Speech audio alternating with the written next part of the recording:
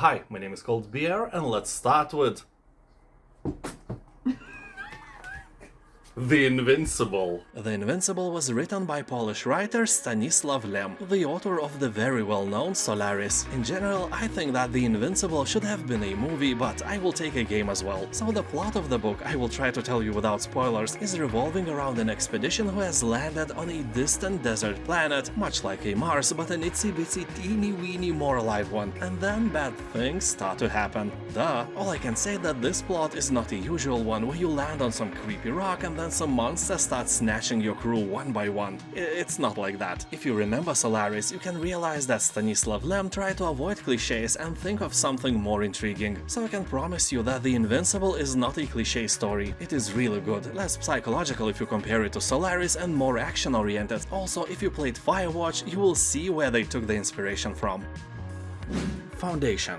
This is a gridless medieval city-building game with a focus on organic development, monument construction, and resource management. As a newly appointed ruler of the land, still untouched and full of potential, you are given the opportunity to create a prosperous medieval settlement as you envision it. You will be managing your resources and growing population while being challenged by narrative events, quests, and missions from all across the kingdom. From very modest beginnings, build starting workplaces, extract and store resources, establish trade routes, erect majestic monuments, and a sprawling city may emerge in your newfound lands. But let's be honest, you'll probably fail and instead you'll create the ultimate world of doom, suffering, and despair. Those tiny artificial humans have no idea what grim fate awaits them with you behind the steering wheel of the kingdom. Dawn of Man. This is a nice city-building game where you control some ancient people, hunt mighty mammoths, gather various herbs, and build Stonehenges. Although, what is the meaning of them? The game also has great AI. Not as great as a Skynet, but that is nice because Dawn of Man will fail if it tries to conquer the real world. Although we never know what simple AI is plotting against us. We will never know until it's too late. The biggest flaw of the game, in my opinion, is the game's color palette. Boring greenish-brownish tones everywhere can be really hard to the eye, and the game itself is focused on survival and not war, so keep that in mind if you like to wage battles. Of course, there are some war elements. You have to defend your settlements from various raider scum, but that's almost it. Blood West. This is a surprisingly original first-person stealth shooter, a mix of Western and Lovecraftian horrors. You'll become the undead gunslinger, doomed to roam the barren lands until you find the means to purge the curse and free your soul. You'll be wandering through the canyons, creepy swamps, and lonely mountains. Well, only the mountains will be lonely. You won't be. Sounds of different monsters will keep you company at all times. It will take you over 20 hours on average to casually complete all 3 scenarios. People on Steam are naming this game a hidden gem, a hardcore, brutal, unholy blood diamond to be exact, although many are dissatisfied with the third act. Not as good as those two before, they say. Brutal Legend.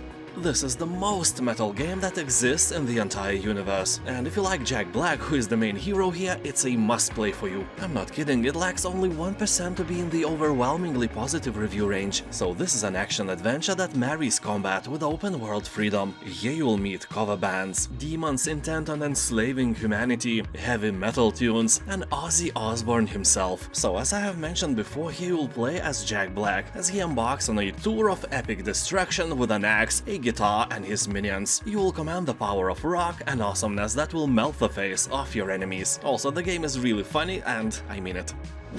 Psychonauts 2. Game has an overwhelmingly positive review score left by thousands of players, so that should keep your attention for a while. Psychonauts 2 is a platform adventure game combining quirky missions and mysterious conspiracies with cinematic style and tons of customizable psychic powers. The game will excite you with danger and laughs in equal measure. You'll have to embark on a journey through the minds of friends and foes on a quest to defeat a murderous psychic villain. People on Steam are saying that Psychonauts 2 is like Nickelodeon and Disney made a video game together on acid, and not in a bad sense.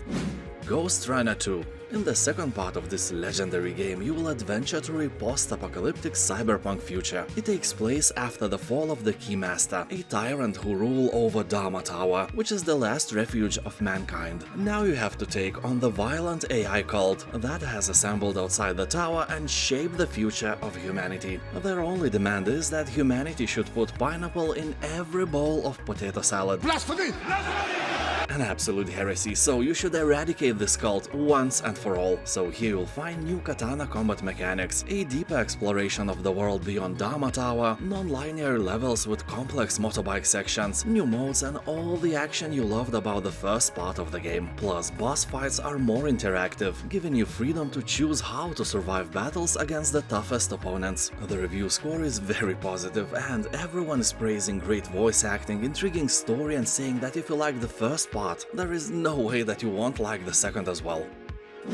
Killer Frequency. The year is 1987 and you will step into the shoes of a late-night radio talk show host, new in town and fallen from grace. The chief of police is dead, so the townsfolk turn to you for help, as apparently you are the only person in town who can run a phone line. The genre here is horror, but with dark humor elements. You will have to solve puzzles to save callers from being hunted down by a mysterious killer, or maybe there are more than one, you don't know. Every call you get here is life and death, and you with your wits and smarts will have to save the inhabitants of Gallows Creek. Well, at least you will try and probably fail. You know, the protagonist is as smart as you are. That's okay, you can try again. You will use branching dialogues to interact with a variety of eccentric small-town personalities, including potential victims and suspects. Explore your surroundings, gather clues, make decisions, solve satisfying riddles, and try to help each of your callers to survive the night. People who play the game are saying that the game is very addictive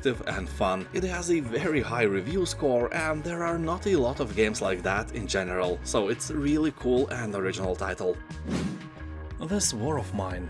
Here you will take care of a group of civilians trying to survive in a besieged city, struggling with lack of food, medicine and constant danger from snipers and hostile scavengers. The game provides an experience of war seen from an entirely new angle. The pace of the game is imposed by the day and night cycle. During the day, snipers outside stop you from leaving your refuge, so you need to focus on maintaining your hideout, crafting, trading and taking care of your survivors. And at night, take one of your civilians on a mission to scavenge through a set of unique locations for items that will help you stay alive, you know, like medicine or a box of beer. Grounded. One of the smallest open-world games. You can only freely move around in your yard of several square meters. The trick is that the game follows the best traditions of famous movie Honey, I Shrunk the Kids. And here you are literally shrunk to the size of an ant. So actually this world is vast, beautiful and dangerous place. You know, almost every predator is bigger than you. Probably a dog peeing on some flower can literally drown you in a way that you wouldn't want to be carved on your tombstone. So here we'll explore, build and survive together in this first-person multiplayer survival adventure. So can you thrive alongside the hordes of giant insects fighting to survive the perils of the backyard? Well, alone probably not, but if you have some friends or a loving mother-in-law, you can play the game together and have lots of fun. The rating on Steam hovers around 90%, and that is always a sign of a good game. And now, thank you for watching, have a nice day, and I'll see you next time.